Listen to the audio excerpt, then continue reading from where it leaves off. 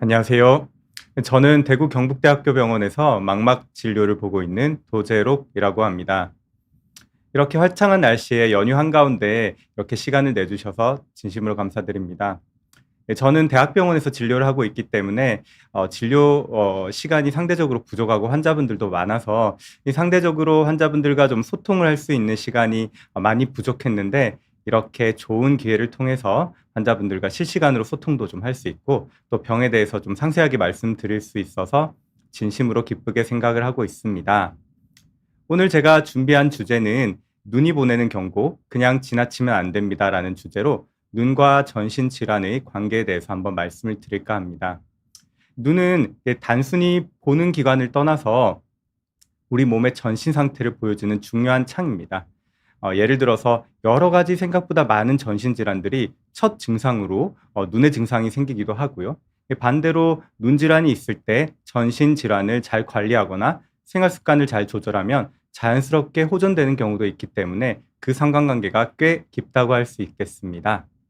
그러면 하나씩 한번 설명드려 보겠습니다. 오늘 이게 제 강연의 목차이고요. 망막과 눈에 대해서 간단하게 설명드리고 몸의 질환과 연관성에 대해서 한번 말씀을 드리겠습니다.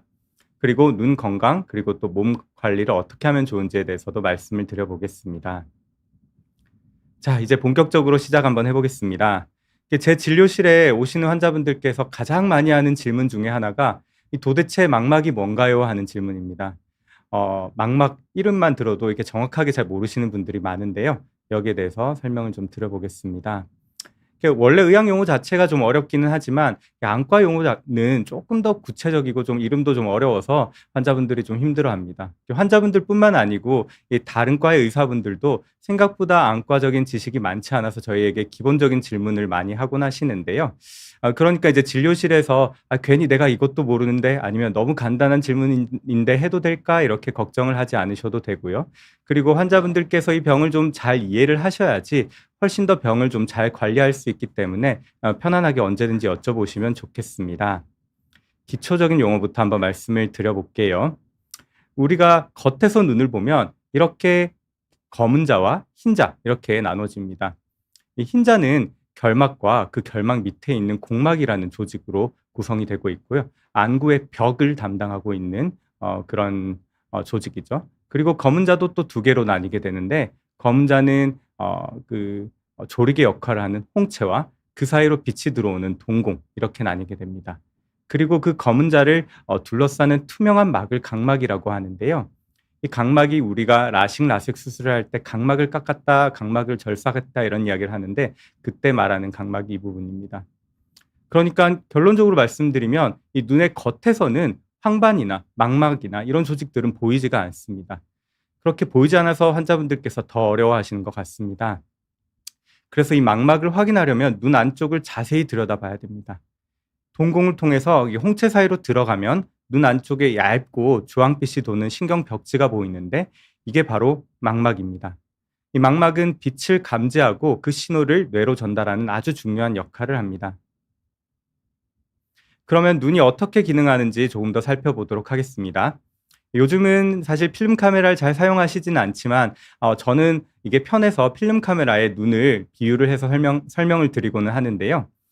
이 카메라로 사진을 찍으면 사물에서 나오는 빛이 렌즈를 통해서 조리개 사이로 들어오게 되고 그리고 또 필름에 정확하게 맺혀야지 사진이 찍히게 됩니다.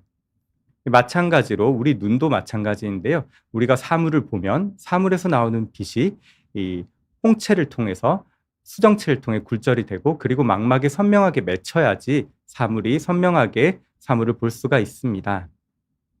즉 우리 눈의 망막은 카메라의 필름과 비슷한 역할을 합니다. 아무리 비싸고 좋은 카메라를 사더라도 구겨진 필름을 넣으면 사진이 일그러져 찍히듯이 우리 눈의 다른 조직들이 아무리 괜찮다고 해도 망막에 출혈이라든지 여러 가지 질환이 생기면은 사물이 일그러져 보이거나 선명한 시력을 얻을 수가 없는 것이죠.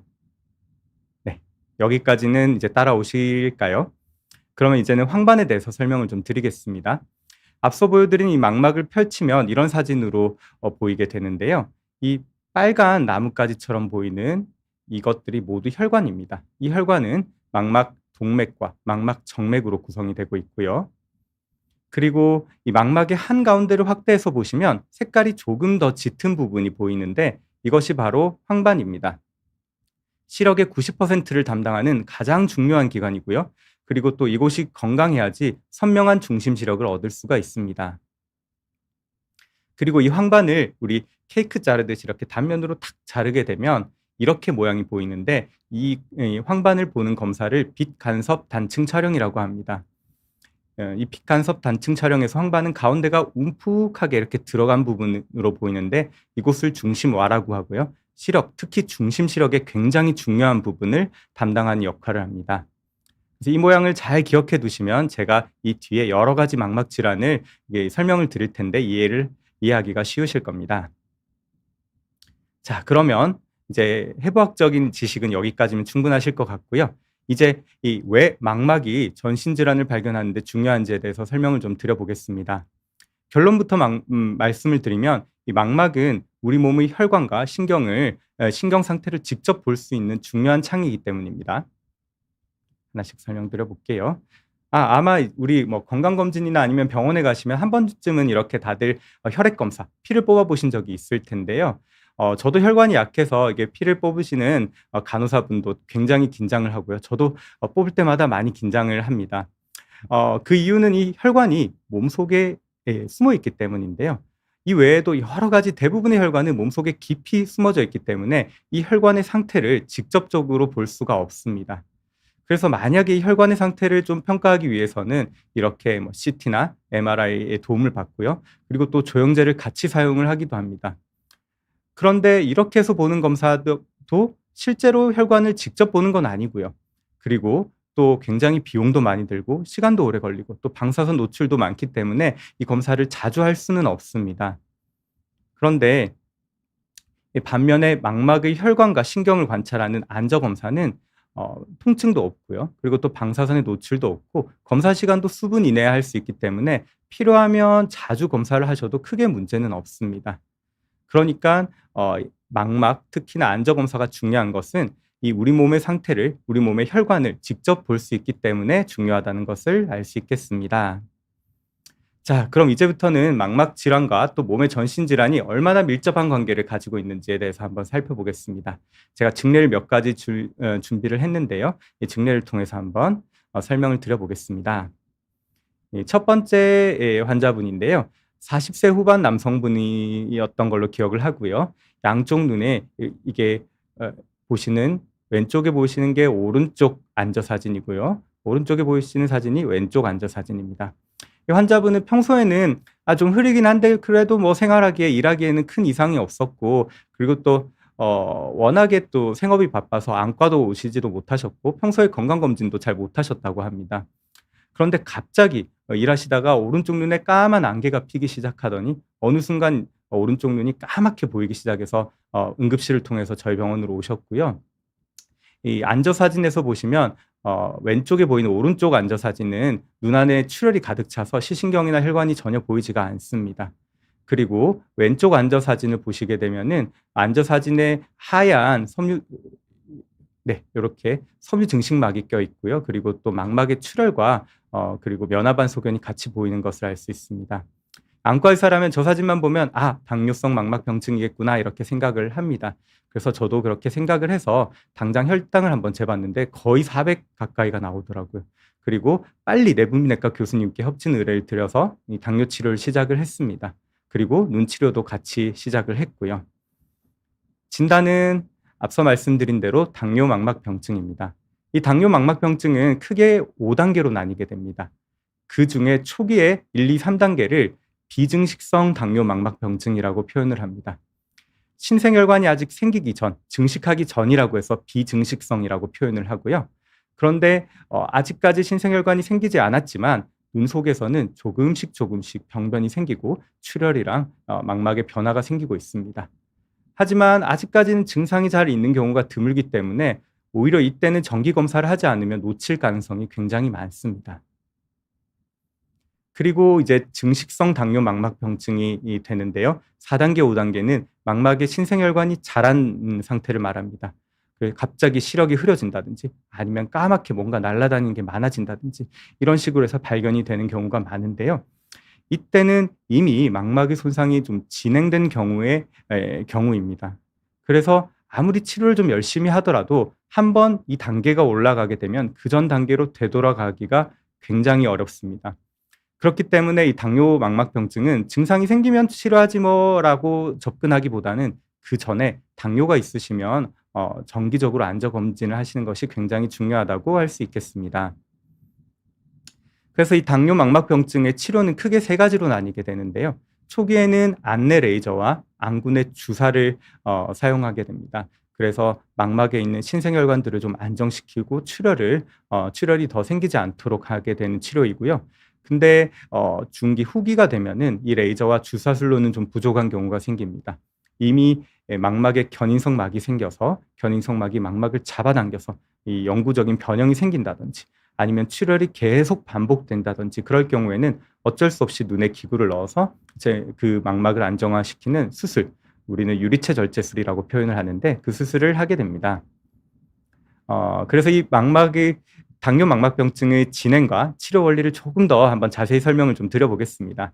약간 어렵기는 한데 한번 천천히 한번 따라와 주시면 감사하겠습니다. 우선 당뇨는 이 질환 자체가 피가 이 장기에 잘 공급이 안 되는 질환입니다. 왜냐하면 이 혈관이 손상이 되기 때문이죠. 눈도 마찬가지인데요. 눈에도 망막 혈관이 이 당뇨로 인해서 손상이 되게 되고 그렇게 되면 결국에는 이 망막 조직에 산소가 부족하게 됩니다. 그러면 망막은 살기 위해서 어떻게든 이 혈관을 만들라는 신호를 보내게 되는데 그 신호가 혈관 내피 성장 인자입니다.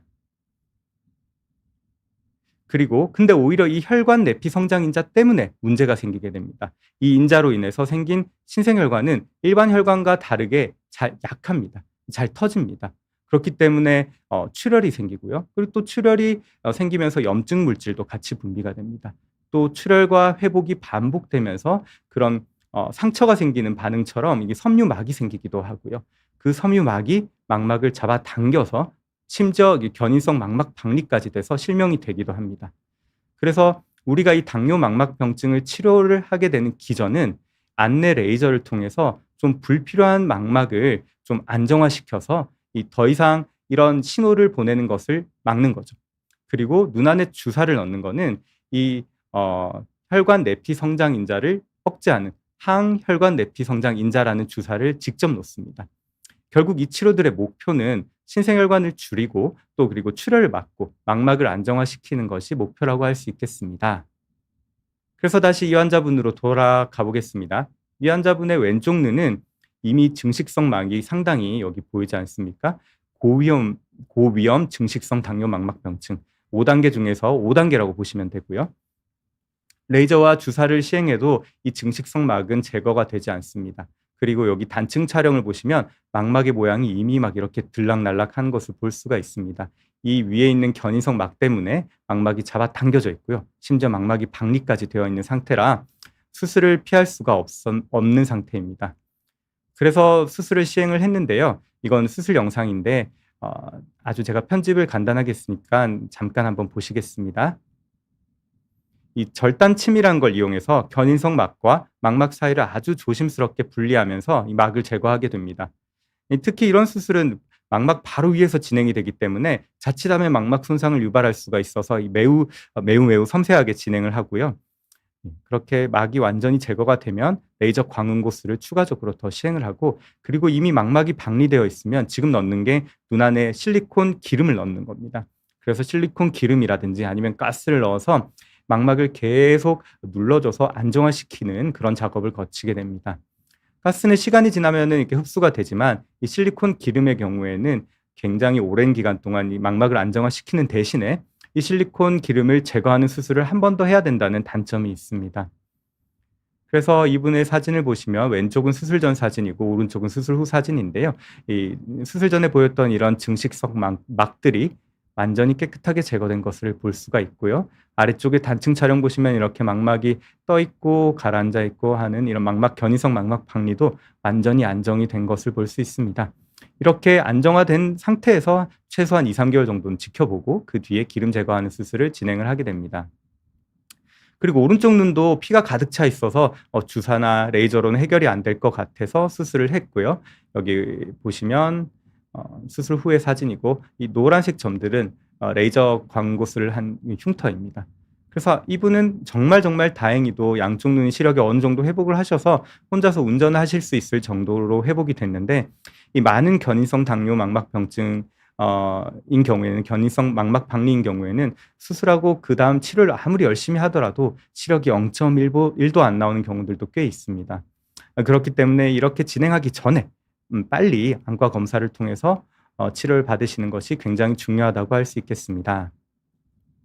이 당뇨 망막병증은 생각보다 굉장히 좀 흔합니다. 당뇨를 앓으신 분들이 특히나 15년 이상 당뇨를 앓으신 분들 중에서 제1형 당뇨병인 분들은 거의 98%, 거의 100%죠. 그리고 또 제2형 당뇨병에서는 약 78%에서 당뇨 망막병증을 앓고 계십니다.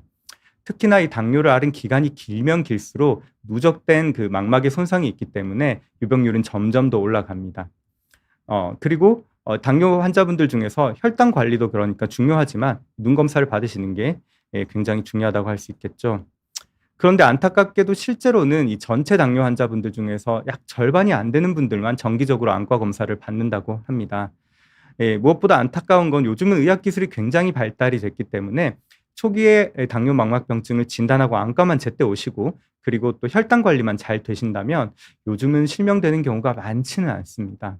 그래서 저는 이게 당뇨 환자분들 뵐 때마다 잔소리처럼 증상이 없어도 정기적으로 안과 검진을 받으시라고 꼭 말씀을 드리는데요.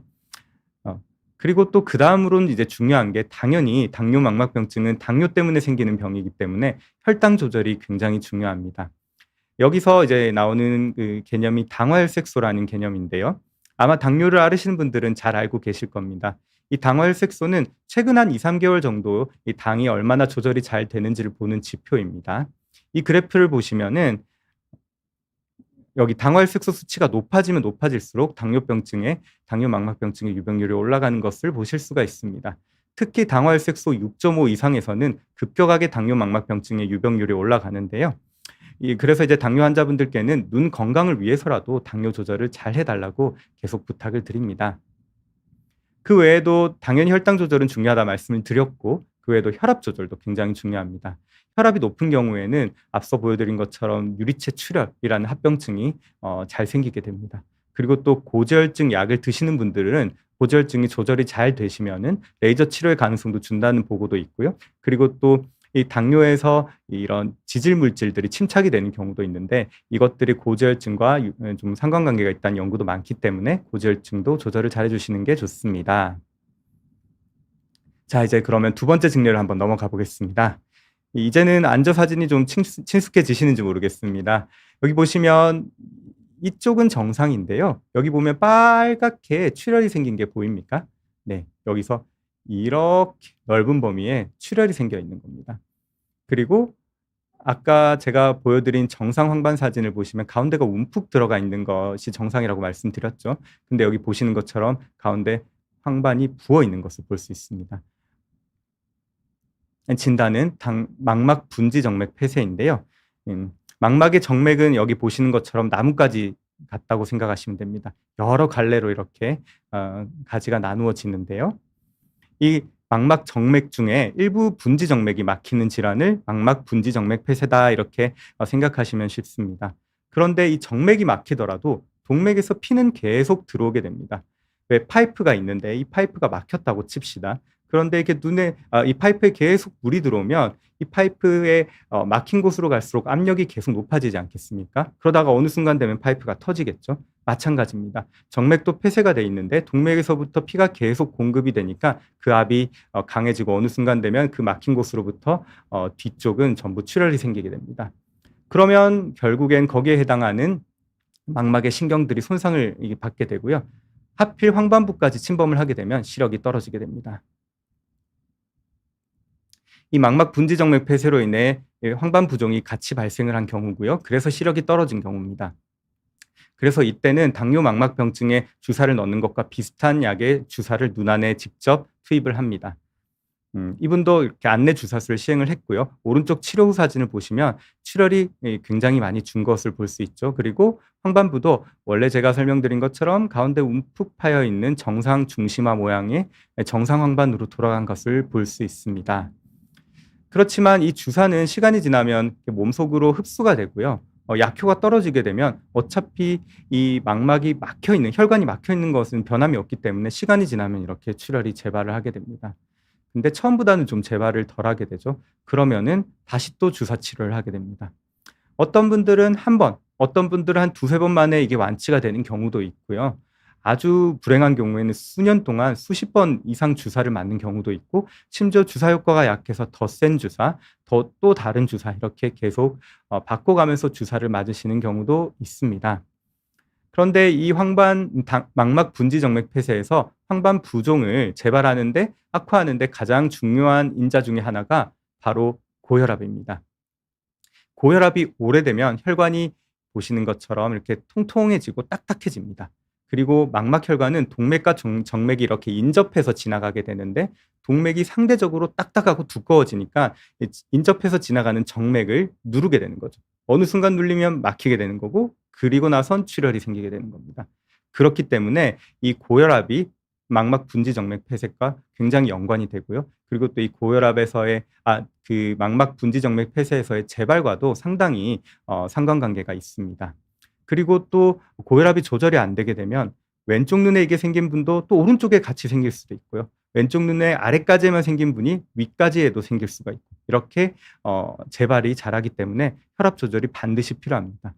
물론 그 외에도 이 혈관 건강에 도움이 되는 습관은 금연, 그리고 또 고지혈증, 그리고 당뇨 조절도 굉장히 중요하겠습니다.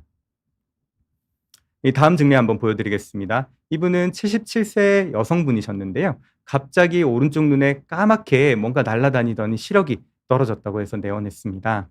앉아 사진 보시면 이 황반부에 빨갛게 출혈이 보입니다. 이게 바로 망막 동맥류 파열인데요.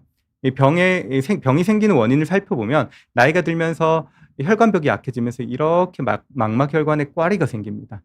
그리고 거기에 고혈압이 더해지면 계속 압력이 심해지고 어느 순간 이제 풍선이 불다가 터지듯이 이 동맥류도 파열이 되고 이때 생기는 출혈이 황반부까지 침범하면 황반부에 이렇게 피가 들어가서 시야가 가리게 되는 시력이 저하되는 이런 망막 동맥류 파열이 생기는 것입니다. 이 경우에는 눈 안에 약물 주사를 시행을 해서 출혈과 부종을 또 줄이기도 하고요. 어떨 때는 눈 안에 가스를 밀어넣고 엎드려서 이 가스의 힘으로 피를 주변부로 이렇게 밀어서 중심 시력이라도 좀 유지를 시키려고 노력을 하기도 하고 정말 심한 경우에는 수술을 하기도 합니다. 이 질환 역시 무엇보다도 고혈압 조절이 굉장히 중요하다고 할 수 있겠습니다. 그리고 이 다음 증례입니다. 이 환자분은 35세 환자분이고요. 갑자기 왼쪽 눈이 흐려서 병원에 내원했습니다. 안저검사상 양쪽 눈에 붉은 출혈 보이시나요? 붉은 출혈과 하얀 점들, 이걸 면화반이라고 하는데요. 피가 잘 안 통해서 생기는 부분들입니다. 이런 면화반이 관찰이 됩니다. 환자분은 당뇨는 없다고 본인 말씀을 하셨고요. 그래서 혈압을 한번 재보라고 했는데 이 수축기 혈압이 한 200이 넘어가시더라고요.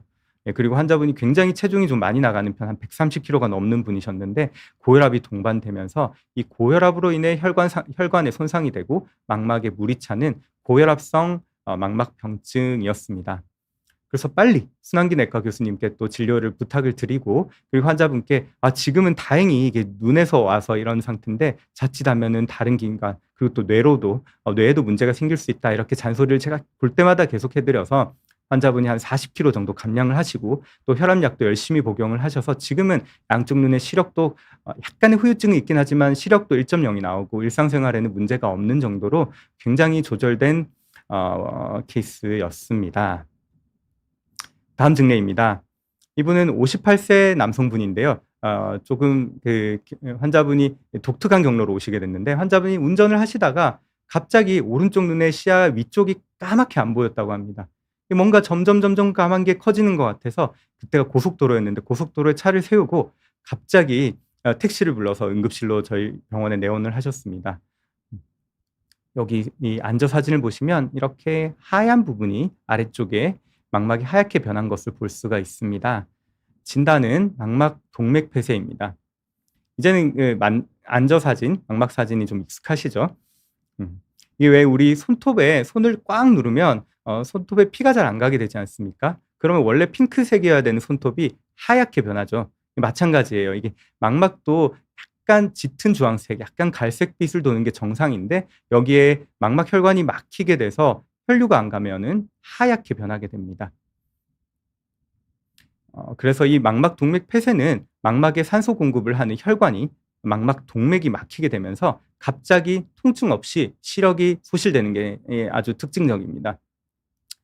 대부분에는 목동맥에 생기는 혈전이 색전처럼 혈전 조각이 눈으로 이동을 해서 눈 동맥을 막게 되는 경우가 많은데요. 이 혈전이 머리로 가게 되면은 뇌졸중이 되는 거고 눈으로 가게 되면 망막 동맥 폐쇄가 되는 거죠. 그래서 이 질환을 흔히 우리가 눈중풍이라고 부르게 됩니다. 그래서 단순히 이건 눈만 치료해서는 되는 게 아닙니다. 피를 뿜어주는 심장에서부터 눈으로 가는 이 모든 경로를 다 검사를 해야 되는데요. 심장 질환이 있는지, 그리고 목 동맥이 뭔가 협착이 되지는 않는지, 그리고 또 머리 쪽에는 이런 혈전 조각이 가지는 않았는지를 같이 검사를 좀 해야 됩니다. 그리고 당연히 눈도 치료를 해야겠죠. 그래서 눈의 치료 방법은 여기 보시면 여기 확대해서 보이면 보이실 텐데 노란 작은 조각 보이십니까? 요게 그 혈전 조각입니다. 혈전 조각이 눈에서 탁 막히게 된 거죠. 이렇게 운이 좋은 경우에는 이게 오히려 운이 좋은 경우입니다. 이 안저 검사에서 실제 혈전 조각이 보이기도 합니다. 관찰되기도 하는 거죠. 예, 그때는 이 혈전을 레이저로 탕 쳐서 작은 조각으로 이렇게 부숴버릴 수가 있습니다. 그러면 그 작은 조각은 이 혈관을 통과하기 때문에 동맥을 지나서 이렇게 몸으로 흡수가 돼 버리는 경우가 있습니다. 그래서 이분은 여기에 레이저 시술을 했고요. 물론 레이저를 할 때 혈관 안에 있기 때문에 혈관에 미세한 이런 출혈도 생기기도 합니다. 그리고 운이 좋게 이분은 혈전 조각이 눈 안으로 해서 몸속으로 흡수가 됐고요. 그래서 여기 보시면 색깔이 원래는 하얀색이었다가 다시 짙은 주황색으로 돌아온 것을 확인할 수가 있습니다. 그리고 시야도 다시 흐린 것도 좋아지셨고요. 시력도 올라가서 그리고 무엇보다도 이분은 이제 목동맥에 굉장히 심한 그런 죽상 동맥 경화증이 있어서 여기에도 수술을 받고 그래서 어떻게 보면은 이게 눈에 안 생겼으면 증상이 없었을 거고 나중에 이게 더 심해져서 뇌졸중으로 쓰러져서 돌아가실 수도 있었을 텐데 어떻게 보면 운이 좋아서 눈에 증상이 생겨서 눈도 좋아지고 그리고 또 뇌졸중도 예방할 수 있는 다행인 경우라고 생각이 됩니다. 자, 이제 마지막 증례입니다. 24세 남성분입니다. 5일 전부터 이제 갑자기 양쪽 눈에 뭐가 떠다닌다고 해서 왔습니다.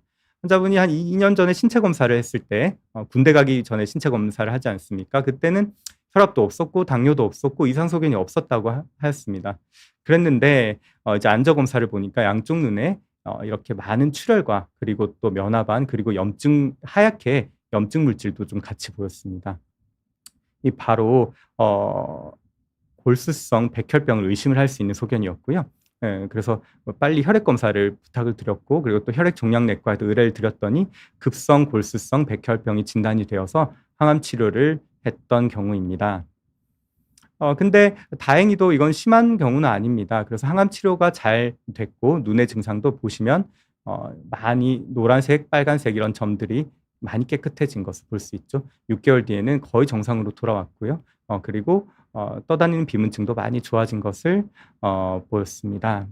그래서 좀 독특하게 눈의 증상 때문에 이 백혈병이 진단이 되게 된 거죠. 실제로 백혈병 환자분들 중에 약 한 30%는 눈의 변화가 관찰이 된다고 합니다. 그리고 또 한 8% 정도에서는 백혈병의 증상 중에 첫 증상으로 눈 증상이 생긴다고 합니다. 그렇기 때문에 나이가 젊더라도 이런 비문증이라든지 일시적으로 시력이 떨어지는 것 같다 이렇게 싶으면 내가 요즘 좀 과로를 했나 보다. 어제 술을 많이 마셨나 이렇게 생각하고 넘길 게 아니라 반드시 안과 검사를 받아보시는 것이 중요하다고 할 수 있겠습니다. 자, 이제 다가갑니다. 그렇다면 이게 반대로 눈 건강을 지키기 위해서는 어떻게 생활 습관을 조절을 하는 것이 좋을까요? 저는 크게 한 이렇게 6가지 정도 말씀을 드립니다. 당연히 당뇨 가지신 분들은 혈당 조절이 중요하고 제가 앞에서도 설명을 드렸습니다. 근데 당뇨 망막병증 외에도 이런 망막 분지정맥 폐쇄라든지 아니면은 신생혈관 성 그런 습성 황반 변성에서도 당 조절이 여러 가지 합병증의 예방에 도움이 된다라는 연구 결과가 많습니다. 그리고 혈압, 고혈압 관리도 굉장히 중요하죠. 고지혈증도 마찬가지고 3개는 앞서서 설명을 드렸고요. 그리고 금연도 굉장히 중요합니다. 이 흡연은 뭐 백해무익하다 하지만 특히 눈에, 특히 망막에 안 좋은 영향을 미치는데요. 습성 황반 변성이라든지 아니면은 중심성 망막염이라는 특정 질환은 이런 흡연이 재발 그리고 또 악화에 유의미한 상관관계를 보이기 때문에 금연이 굉장히 중요하다고 하겠습니다. 그리고 뭐 당연히 규칙적인 운동은 혈압 관리 그리고 뭐 혈당 관리에도 좋겠지만 눈에도 대사를 좋게 하고요. 그런데 이제 특징적으로 하나 기억하셔야 될 게 '아 나는 운동을 해야겠다. 몸이 안 좋고 눈이 안 좋으니까.' 이렇게 생각하셔서 갑자기 무거운 걸 들거나 갑자기 달리시는 분들이 있습니다. 이제 그러면 갑작스럽게 혈압이 변할 수가 있습니다. 최근에도 어떤 한 분께서 이제 "운동을 시작을 해 봐야겠다." 망막 분지 정맥 폐쇄 진단을 받으셨거든요. 그래서 '운동을 시작해 봐야겠다.' 이렇게 생각을 하시고 러닝머신을 갑자기 이제 들고 옮기려고 하시다가 눈에 출혈이 생겨서 눈에 주사 치료를 하게 된 경우가 있습니다. 그래서 이분들께 항상 말씀드리는 것이 규칙적인 운동은 굉장히 눈에 좋습니다. 그렇지만 운동을 하시기 전에 반드시 준비 운동을 충분히 하셔서 웜업을 충분히 하시고 나서 이런 운동을 하시기를 바랍니다라고 말씀을 드리고요. 꼭 기억해 주셨으면 좋겠습니다. 그리고 또 수면과 스트레스도 뭐 당연히 중요하겠죠. 특히나 이 수면 부족이라든지 아니면은 불규칙한 수면 습관 뭐 3교대라든지 아니면 야간 주간을 교대 근무하시는 분들에서는 중심성 망막염이라는 질환이 또 잘 생기기도 합니다. 그리고 스트레스도 마찬가지이고요. 그러니까 결국 눈 건강을 위해서 이게 '눈만 치료해서는 안 된다.' 눈뿐만 아니라 전신 질환 그리고 또 생활 습관 관리가 눈 질환을 위해서 굉장히 중요하다는 것을 알 수 있겠습니다. 이 마지막으로 꼭 기억하셔야 할 내용을 제가 몇 가지 정리를 해 봤는데요. 이런 증상이 생긴다면 피로나 노안으로 이렇게 치부하지 마시고 병원을 가시라 하는 증상들을 좀 준비했습니다. 먼저 갑작스러운 시력 저하입니다. 특히나 이게 한쪽 눈이 갑자기 흐려지거나 그리고 또 갑자기 잘 안 보이게 된다면 망막 이런 질환일 가능성 그리고 또 시신경 질환일 가능성이 있기 때문에 반드시 안과 진료를 받아보셔야 되고요. 그리고 시야의 한가운데가 가려지거나 그리고 또 까맣게 보이게 되는 경우에도 망막 박리라든지 아니면 혈관 폐쇄 같은 응급 질환일 수 있기 때문에 안과를 가보시기를 권해드립니다. 그리고 또 가운데가 일그러지거나 또 암점이 생기거나 이런 것도 뭐 황반 변성이라든지 황반 부종의 첫 증상일 수가 있습니다. 그리고 비문증 증가 그리고 또 갑자기 그냥 번개 친 것처럼 번쩍번쩍하는 그런 증상이 보이는 거 우리가 광시증이라고 이야기를 하는데요. 그런 증상들은 망막에 구멍이 나는 열공이나 망막이 박리되는 증상의 첫 신호일 수가 있습니다. 그렇기 때문에 이런 4가지 증상이 있을 때는 반드시 안과를 방문해 보시기를 권고드립니다. 이제 마지막으로 오늘 말씀드린 내용 한번 정리해 보겠습니다. 첫 번째는 몸과 눈은 연결되어 있다는 겁니다. 그리고 전신 질환이 눈에 제일 먼저 신호를 보낼 수 있다는 점 알고 계시면 좋겠고요. 그리고 갑작스러운 시력 변화는 병의 전조 증상일 수 있다는 것입니다. 이때는 그냥 일시적이겠지라고 지켜보지 마시고 망설이지 말고 안과를 방문해 주시면 좋겠습니다. 요즘은 안과에 굉장히 좋은 기계들이 많고요. 그리고 웬만한 안과에서는 이런 안저 촬영 기기 들이 다 갖추어져 있기 때문에 근처 안과 어디를 가셔도 쉽게 중요한 병은 진단할 수 있습니다. 그렇기 때문에 근처 개인 안과라도 방문해 주시기를 권해드립니다.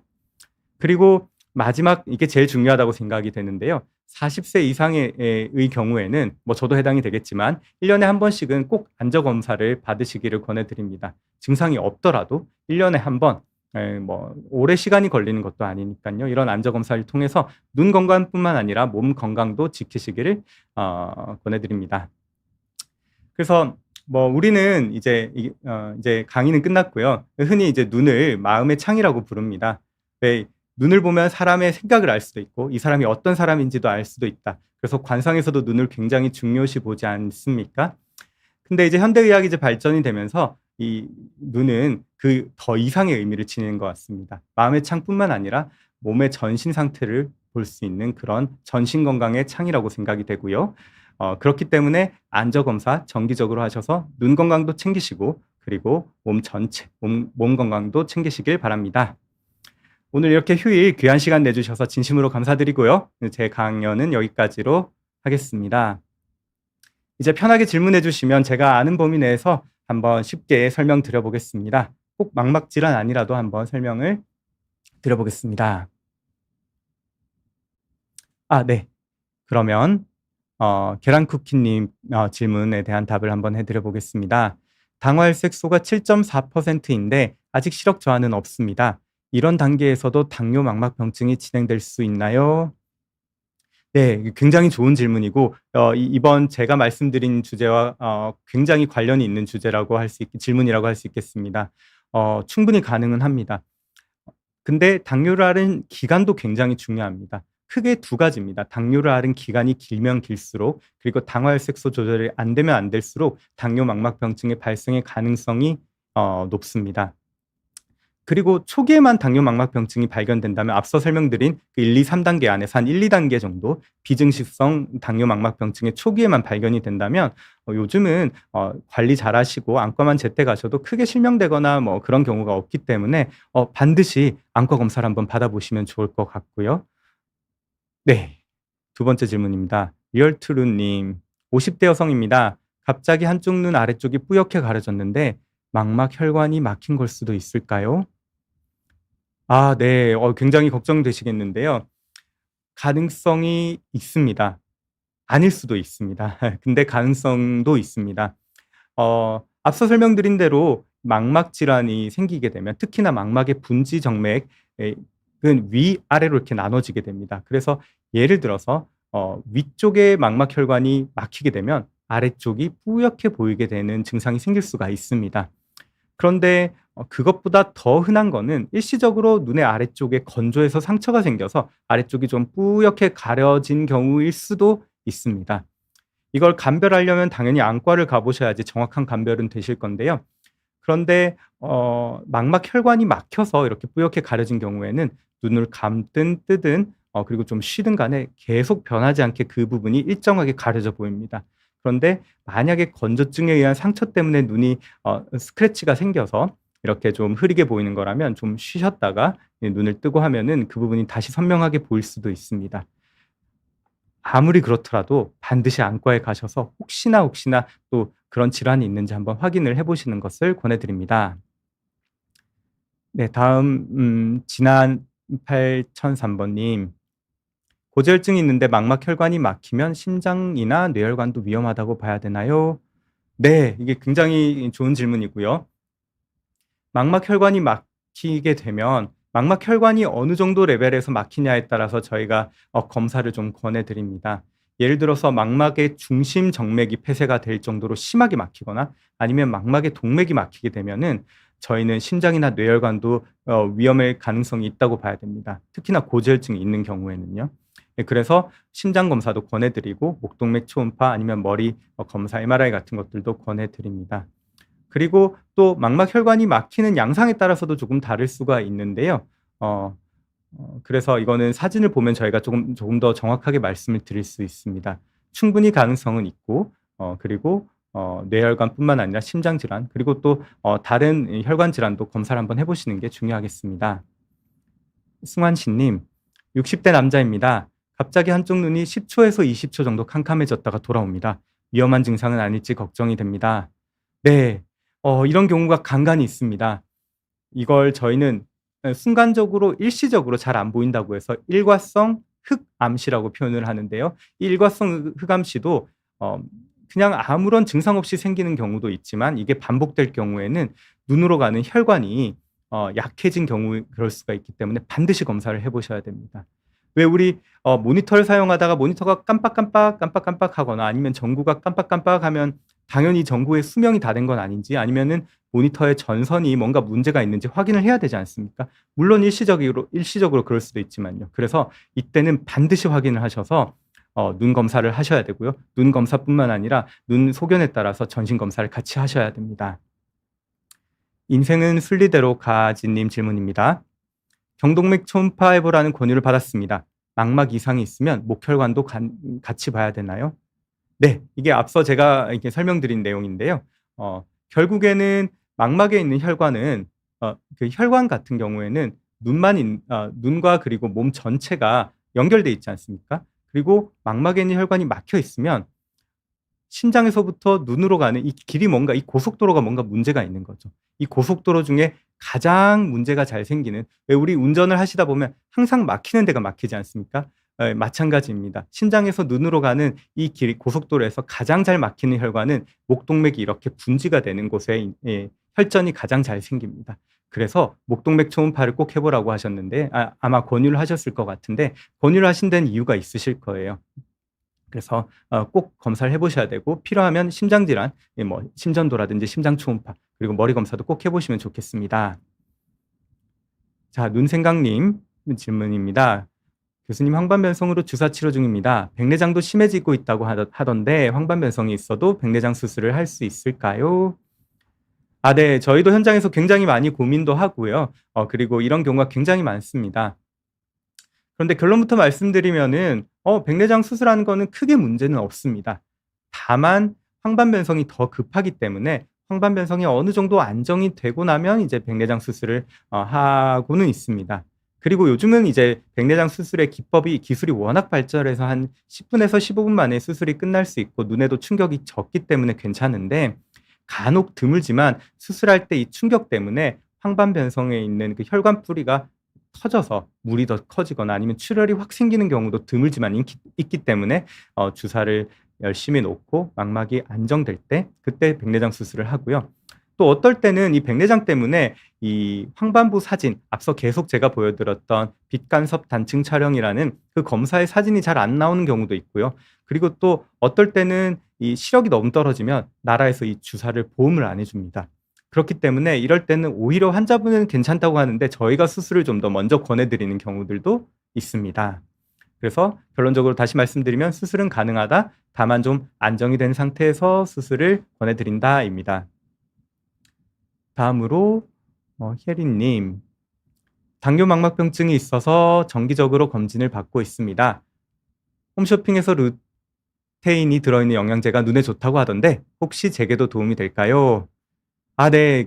좋은 질문이고 환자분들께서 종종 저에게 질문을 이런 내용의 질문하시고요. 그리고 환자분들께서 주로 홈쇼핑에서 산 영양제를 이렇게 보여주시면서 이거 먹어도 되나요? 이렇게 물어봅니다. 근데 결론부터 말씀드리면은요. 이 루테인이라는 거는 눈의 황반을 구성하는 그런 성분입니다. 이걸 먹었더니 이 건성 황반변성에서 특정 황반변성에서 그 더 다음 단계로 진행하는 것이 예방이 되더라. 그래서 이 루테인을 약으로 만들어서 건강기능식품으로 팔기 시작을 한 건데요. 자세히 보시면 루테인뿐만 아니라 루테인, 지아잔틴, 구리, 아연, 비타민 여러 가지 성분들이 복합적으로 들어있고 각각이 다 이 연구를 통해서 증명이 된 것들만 들어가 있는 겁니다. 그런데 이 연구는 황반변성, 그것도 건성 황반변성을 에서만 증명이 된 겁니다. 그리고 또 이 당뇨망막병증은 주 원인은 당뇨지 않습니까? 그렇기 때문에 조금 다르다고 볼 수 있습니다. 물론 이 영양제를 드셔서 나쁘지는 않겠지만 제가 환자분들께 항상 드리는 말씀은 뭘 더 하려고 하지 마시고 꼭 중요한 것들을 조절을 하시는데 좀 더 집중을 하셨으면 좋겠다 이렇게 말씀드립니다. 당뇨망막병증에서 가장 중요한 것은 당뇨 조절이죠. 그리고 흡연, 그리고 또 고혈압 조절 이런 것들을 최대한 잘 한번 해보시고 그래도 나는 여유가 있다. 그래도 난 뭔가 더 챙기고 싶다 하면 그때 영양제를 드시는 것도 나쁘진 않을 것 같습니다. 네, 다음 질문입니다. 유저님, 안과 검사를 하면 모든 질환을 알 수 있는 건가요? 네. 아직은 아닙니다. 왜냐하면 안저검사를 통해서 눈의 혈관과 신경을 물론 정확하게 관찰할 수 있습니다. 그리고 혈관과 신경은 눈뿐만 아니라 몸 전체가 이어져 있기 때문에 이걸 간접적으로 추정을 할 수가 있는 거죠. 예를 들어서 몸에 특정 감염이나 결핵이라든지 아니면 특정 진균, 곰팡이 같은 게 생기게 되면 눈에도 그런 소견들이 보입니다. 그러면 저희가 몸에서 이런 검사를 해보세요라고 권해드립니다. 그런 것들은 근데 추정이고요. 근데 요즘은 또 의학 기술이 많이 발달하면서 이 안저 검사를 통해서 몸 전체의 건강을 예측할 수 있는 그런 연구들이 많이 개발되고 있습니다. 그래서 최근에 밝혀진 연구에 의하면은 안저 검사를 통해서 당연히 고혈압, 심장 질환 이런 것들도 알 수 있지만 심지어 우울증이라든지 아니면 치매 예측 정도 이런 것들까지 좀 확인할 수 있는 그런 연구가 굉장히 활발하게 이루어지고 있는데요. 이런 연구들이 계속 쌓이고 쌓이면 언젠가는 몸의 모든 질환까지는 아니겠지만 지금보다 훨씬 더 많은 질환을 예측할 수 있는 그런 날이 오지 않을까 생각은 하고 있습니다. 네. 의뢰한 님. 질문이 많네요. 망막 질환 관리에 금연을 중요시하던데 전자담배는 괜찮을까요? 네. 이것도 굉장히 많이들 질문을 하십니다. 근데 제가 담배를 피지 않기 때문에 이 전자담배와 이 실제 담배 사이의 그 정확한 차이를 몰라서 좀 찾아본 적이 있는데 제가 알기로는 전자담배는 그런 타르나 여러 가지 성분들은 없지만 니코틴은 여전히 있다고 알고 있습니다. 그런데 이 니코틴이 망막 혈관을 수축시키고 이것 때문에 망막의 질환들을 좀 악화시키기 때문에요. 결론적으로 말씀드리면 전자담배 역시도 끊는 것을 권해 드립니다. 네. 다음입니다. 박제임스 님. 아버지가 당뇨 망막병증으로 1년 넘게 주사 중입니다. 말씀해 주신 수술을 받으면 더 이상 주사 치료를 하지 않아도 될까요? 네. 아마 말씀해 주신 수술이라는 건 유리체 절제술을 말씀하시는 것 같아요. 이 당뇨가 망막에 침범하는 질환은 제가 앞서서 당뇨 망막병증만 설명을 드렸는데 그거 외에도 당뇨 황반 부종이라는 게 있습니다. 두 개는 아예 좀 조금 다른 질환입니다. 그리고 당뇨 황반 부종에서 정기적으로 주사 치료를 하게 되는데요. 아마 1년 넘게 주사를 하셨다라는 이야기를 봐서는 아마 당뇨 황반 부종으로 주사 치료를 하지 않았을까 생각이 됩니다. 그런데 이 당뇨 황반 부종은 당뇨 때문에 손상된 혈관에서 여러 가지 물질들, 앞서 설명드리는 그 혈관 내피 성장인자 그리고 염증 물질들이 계속 증가해서 황반이 붓게 되는 그런 질환이고 그래서 그때는 주사 치료가 일원칙입니다. 물론 이 주사를 많이 맞다 보면은 주사 때문에 얇은 그런 막이 생겨서 막 때문에 주사가 잘 듣지 않는 경우가 있고요. 그리고 또 주사에 아예 듣지 않는 경우도 있습니다. 이럴 때는 유리체 절제술을 하고 이 막을 제거한다든가 이렇게 해볼 수는 있지만 이런 수술을 한다고 해서 주사 횟수가 조금 줄어들 수는 있어도 갑자기 주사를 열심히 맞다가 안 맞게 되는 상황은 생기지는 않을 겁니다. 은호님, 안녕하세요. 5살 때 새 총에 맞아서 한쪽 눈에 외상성 백내장이 있는데 현재는 시력이 0.8이에요. 그리고 양쪽 망막 열공으로 레이저 시술도 4년 전에 받았거든요. 혹시 나중에 눈밑 지방이 생기면 눈밑 지방 재배치를 해도 되나요? 아니면 외상성 백내장이 없는 쪽이라도 수술이 가능할까요? 외상성 백내장이 있어서 눈밑 지방 재배치 수술을 하게 되면 백내장이 악화될 수 있대서요. 현재는 젊어서 백내장 수술을 하지 않은 상태입니다. 아, 네. 우선 새총에 맞아서 외상성 백내장이 생겼는데 현재 시력이 0.8이면 심하진 않으신 것 같습니다. 그래서 저도 눈밑 지방 재배치 수술을 제가 하지는 않아서 정확히는 모르겠지만 제가 전공의 때 배우고 그리고 또 제가 아는 성형외과 친구분들 이야기를 좀 들어보면 지방 재배치를 하는 것과 외상성 백내장은 큰 상관은 없을 거라고 생각이 됩니다. 물론 이 지방 재배치를 해서 지방을 다시 배치하는 과정에서 굉장히 눈 근처에 바늘이 왔다 갔다 하기 때문에 바늘이 혹시나 눈에 손상을 가할까 봐 굉장히 조심을 한다고 들었거든요. 그래서 눈에 손상이 추가적으로 뭐 생길 수는 있기는 하겠습니다만 백내장은 그것과는 관계는 없습니다. 그래서 그것과는 제가 생각하기에는 전혀 신경을 안 쓰셔도 되고요. 그리고 수술할 때 눈을 꽉 누르게 되는 과정이 있는지 모르겠는데 어떤 수술은 이제 수술할 때 눈을 꽉 누르게 되는데 어떤 성형외과 수술은 그럴 때는 망막 열공이 있거나 아니면 국소적으로 망막 박리가 있는 게 심지어 전체 망막 박리로 심해지기도 합니다. 그래서 망막 열공이 있는 분들은 그런 시술이나 수술을 받을 때 반드시 그 전에 레이저 시술을 좀 충분히 해놓고 해야 되고요. 그리고 의사분께 최대한 눈을 좀 누르지 말아 주십시오 이렇게 말씀해 주시면 되겠습니다. 그래서 결론적으로는 큰 상관은 없다 이렇게 알고 계시면 되겠고요. 네, 다음 질문입니다. 나영단후님, 교수님 안녕하세요. 유익한 강의 감사드립니다. 안과 기본 검사인 안저 촬영과 OCT 검사만으로 망막 질환과 황반 질환의 유무를 얼추할 수 있을까요? 네, 네, 맞습니다. 그 망막을 보는 검사는 굉장히 종류가 많습니다. 크게 우리 의학 검사는 눈의 기능을 보는 검사와 구조를 보는 검사 이렇게 나뉩니다. 기능을 보는 검사는 시력이라든지 아니면 시야 검사 이런 것들이 되겠고요. 구조를 볼 수 있는 검사, 특히나 망막에서 구조를 볼 수 있는 검사는 안저 촬영과 OCT가 망막 단층 촬영 검사, 제가 앞서 보여드린 그 검사죠. 이 두 가지가 대표적입니다. 그래서 이 두 가지를 보고 대략적으로 망막에 병이 있구나, 한 90% 이상은 감별을 할 수 있게 됩니다. 그런데 시력은 떨어져 있고 기능은 떨어져 있는데 이런 안저 촬영과 빛간섭 단층 촬영에서는 이상 소견이 보이지 않는다. 그럴 경우에는 저희가 몇 가지 특수 검사를 하게 됩니다. 예를 들어 조영제를 팔에 주사를 해서 눈까지 이렇게 가서 눈의 병변이 염색이 되는 그런 조영제 검사를 하기도 하고요. 아니면은 눈에 전기를, 우리 컨택트 렌즈를 눈에 끼우고, 그리고 이게 후두부에 전기 자극을 줘서 빛 자극과 전기 자극을 이용해서 전기 생리학적으로 자극이 잘 오는지 보는 전기 생리학적 검사를 통해서 다른 눈의 기능을 확인을 할 수가 있습니다. 그러면 아주 미세한, 그리고 눈에 띄지 않는 그런 황반 질환이나 망막 질환도 발견할 수가 있지만, 대부분은 안저 촬영이랑 이 OCT 검사만으로도 망막 질환을 확인할 수가 있습니다. 가을 하늘님, 저녁 때 졸린데 잠을 안 자고 있으면 오른쪽 눈이 약간 통증이 생겨서 안과에 가서 염증이 있다. 그리고 그래서 안약도 넣고 인공 눈물도 넣고 그러는데 계속 증상이 있네요. 왜 그럴까요? 네. 어, 네, 이거는 조금 애매할 수는 있는데 제가 추측해서 말씀을 좀 드리겠습니다. 우리가 수면과, 제가 눈 건강이 굉장히 중요하다고 말씀을 드렸는데요. 대표적인 그 중요한 것 중에 하나가 눈물입니다. 우리가 눈을 깜빡깜빡할 때마다 은근히 눈에 있는 눈물샘이 스퀴징이 되면서 이렇게 짜지면서 눈물이 이렇게 흐르게 됩니다. 그렇기 때문에 이게 잠을 안 자고 아니면 핸드폰을 오래 보거나 TV를 오래 보거나 이러면은 눈에 깜빡이는 횟수가 평소보다 한 3분의 1 정도로 줄게 됩니다. 그렇게 되면 눈물량이 줄게 되고요. 눈에 건조해지고 심지어 상처가 생기게 되는 거죠. 그리고 자고 있을 때 눈의 눈물층도 회복이 됩니다. 그러면서 염증 물질도 씻혀져 나가는 거고요.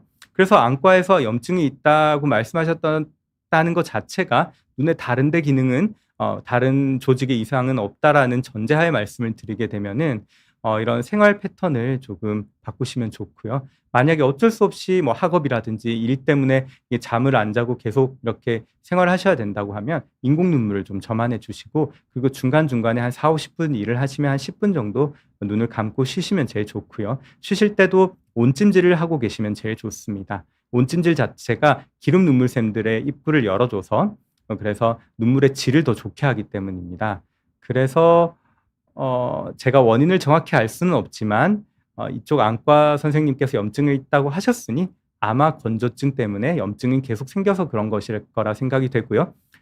결론적으로 다시 말씀드리면 푹 주무시면 제일 좋고, 안 된다 하면 인공 눈물 넣으시고 중간에 잠깐씩 쉬시고 온찜질 해주시면 될 것 같습니다. 네, 얼추 제 질문에 대한 대답을 다 드린 것 같습니다. 생각보다 많은 질문, 또 깊이 있는 질문 해주셔서 진심으로 감사드리고요.